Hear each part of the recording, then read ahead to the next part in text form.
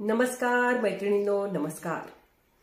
आपल्या divine touch या YouTube चॅनलच्या आजच्या इंटरेस्टिंग विषयाच्या व्हिडिओमध्ये मी विनया कुलकर्णी आपलं सगळ्यांचं खूप मनापासून स्वागत करते. आजची गोष्ट थंबनेलवरून आपल्याला कळलीच असेल. बघा ना, गंमत आहे की नाही. आपण जर कुठे 4 दिवस प्रवासासाठी जाणार असू ना, तर अगदी 4 बॅग भरून कपडे घेतो.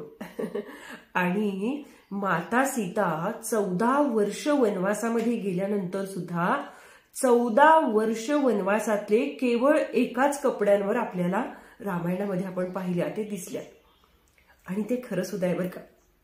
याबद्दलचीच एक कथा मी कीर्तनामध्ये आणि आजीकडून सुद्धा ऐकली होती. आणि मध्ये सुद्धा एक व्हिडिओ माझ्या पाहण्यात आला, काही वाचनात आलं, तेव्हा सुद्धा मला आठवतंय वाचनात काहीतरी वाचल्यासारखं. पण आजीकडून आणि कीर्तनामध्ये मी ऐकलेली ही गोष्ट तुम्हाला आता सांगणार आहे की माता सीतामाईचं वस्त्र का मळत नव्हतं, किंवा माता सीतामाई 14 वर्ष वनवासामध्ये एकाच वस्त्रामध्ये कशा काय राहिल्या. चला तर मग गोष्टीला सुरुवात करूया. आणि हो, त्यापूर्वी एक विनंती की आपला हा व्हिडिओ अगदी शेवटपर्यंत बघा आणि नक्कीच आपल्या इतर मित्रमैत्रिणींना सुद्धा शेअर करा. आपल्या चॅनलचं नावच आहे डिव्हाइन टच, म्हणजे एक स्वर्गीय स्पर्श विचारांचा, माहितीचा. तर आपल्या या चॅनलवरून parenting, social, motivational, story telling, आयुष्याच्या प्रत्येक क्षणाशी आणि घरातल्या प्रत्येक व्यक्तीशी निगडीत असे व्हिडिओ आपल्या चॅनलवरती असतात. तेव्हा फटाफट आपलं चॅनल सुद्धा सबस्क्राईब करा. चला तर मग वळूया आजच्या गोष्टीकडे. जेव्हा राम, सीता आणि लक्ष्मण 3 जण वनवासाला निघाले, तेव्हा वनवासामध्ये फिरत फिरत असताना ते एका ऋषींच्या आश्रमात गेले बरं का. या व्हिडिओमध्ये शेवटी मी तुम्हाला एक प्रश्न विचारणार आहे. बघूया बरं कोण त्या प्रश्नाचं उत्तर देते. गोष्ट सांगण्यापूर्वी मी हे सांगायचं राहून गेले. तर राम, लक्ष्मण, सीतामाई हे 3 जण जेव्हा वनवासाला निघाले, तेव्हा वनवासामध्ये फिरत फिरत फिरत वनात संचार करत असताना ते एका ऋषींच्या घरी पोहोचले. ऋषींच्या घरी म्हणजे ऋषींच्या आश्रमात पोहोचले. तर त्या ऋषींचं नाव होतं अत्री ऋषी. आणि हे अत्री ऋषी जे आहेत ना, ब्रह्मदेवाचे मानसपुत्र असं अत्री ऋषींना समजलं जातं. तर या अत्री ऋषींच्या घरी श्रीराम, लक्ष्मण आणि सीतामाई पोहोचले. तिथं गेल्यानंतर या अत्री ऋषींनी त्यांचा खूप सुंदर असा आदर सत्कार केला. सन्मानानं त्यांना बोलावलं. आपल्या घराचा धर्म असतो आलेल्या अतिथीचा स्वागत सत्कार करायचा, आणि घरातल्या गृहिणीचं हे मनापासूनचं काम असतं. तसंच या अत्री ऋषींच्या घरातली गृहिणी म्हणजे अत्री ऋषींची पत्नी अनसूया, या अनसूयेनं सुद्धा या श्रीराम, लक्ष्मण, सीतामाईंचा खूप आदर सत्कार केला. आणि जसं आपल्या घरी कुणी पाहुणे आल्यानंतर आपण जाताना त्यांना कुंकू लावतो आणि साडी वगैरे भेट देतो की ज्याला आपण आहेर म्हणतो, तसं या अत्री ऋषींची ही जी पत्नी आहे ना, अनसूया, खरं नाव अनसूया आहे बरं का. आपला अपभ्रंश होऊन आपण अनुसूया अनुसूया म्हणतो. अनसूया असं नाव आहे. तर या अनसूया माता ज्या आहेत ना, त्या 5 ज्या आपल्या सती समजल्या जातात ना हिंदू धर्मानुसार, त्यापैकी एक आहेत. तर या अनसूया मातांनी खूप वर्ष कठोर परिश्रम करून, तपश्चर्या करून अशी काही दिव्य वस्त्र मिळवली होती की ज्या दिव्य वस्त्रांना कधीच मळ लागणार नाही, दिव्य वस्त्र कधीच फाटणार नाही, अशी वस्त्र माता अनसूयांनी मिळवलेली होती. तर ही वस्त्र माता अनसूयांनी माता सीतामाईला दिली.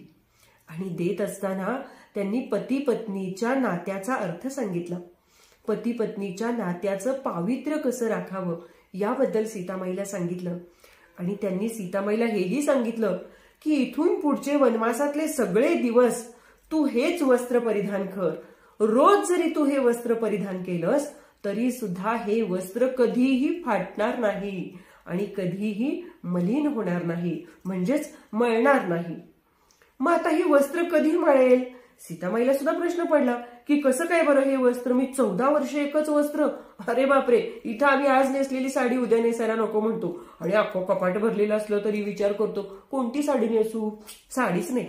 सीतामाईने सुद्धा मनात हा विचार केला की 14 वर्ष सलग हे मी वस्त्र नेसायचो, बरं हे फाटणार नाही की मिळणार नाही, कसं काय बरं.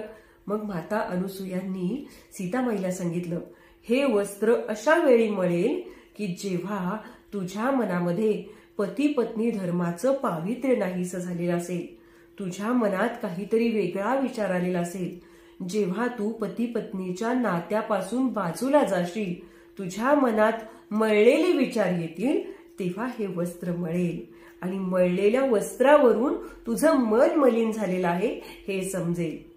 आणि आपण तर बघितलंच, 14 वर्ष वनवासामध्ये सीतामाईंनी एकच वस्त्र परिधान केलेलं आहे आणि ते सुद्धा अगदी स्वच्छ कोरं करकरीत न मळलेलं.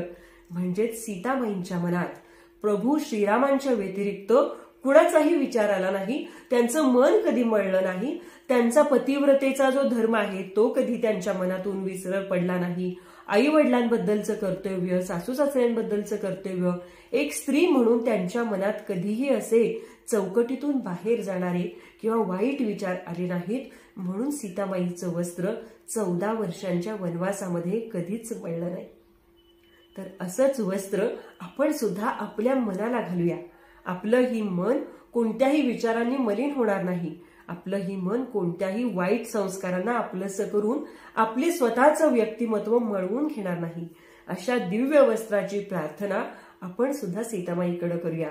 आपल्या सुद्धा प्रत्येकीच्या मनाला अशा कधीच न मळणाऱ्या विचारांच्या वस्त्राचा डिव्हाइन टच व्हावा, अशीच सदिच्छा. तर आता व्हिडिओच्या शेवटी मी तुम्हाला एक प्रश्न विचारणार आहे की त्या प्रश्नाचं उत्तर आपण कमेंटमध्ये द्या, की जे कमेंटर आपल्या या प्रश्नाचं उत्तर देतील त्यांचं नाव आपण पुढे कोणत्या तरी एखाद्या व्हिडिओमध्ये नक्की घालूया. तर प्रश्न असा आहे, वनवासाला जात असताना श्रीराम, लक्ष्मण आणि सीतामाई ज्या ऋषींच्या आश्रमात गेले त्या ऋषींचं आणि त्यांच्या पत्नींचं नाव काय होतं? मला नक्की खात्री आहे की या सोप्या प्रश्नाचं उत्तर आपण कमेंट करून नक्कीच कळवाल. चला तर मग आजच्या गोष्टीपुरतं इतकंच. पुन्हा भेटूया अशाच एका नवीन इंटरेस्टिंग विषयाच्या नवीन व्हिडिओसह.